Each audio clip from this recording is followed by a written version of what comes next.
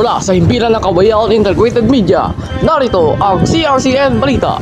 Narito si Ricardo Napulios at Nastia Melanidia. Magandang gabi, ito po ang CRCN Balita. Ako po si Ricardo Napulios. At ako naman, si Nastia Melanidia. Narito po ang mga balita ngayong araw ng Lunes.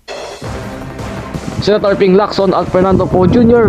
magpupulong at magkasagawa ng one-on-one meeting bukas. Presidente Gloria Macapagal Arroyo ay isinagpahan ng kasong diskwalifikasyon. Kampo ni Arroyo wala pang pahayag.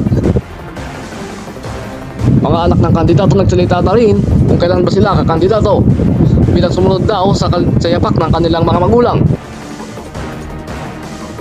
At shampoo na kabayo ginagamit din umano ng tao, may masamang epekto ba ito sa kalusugan?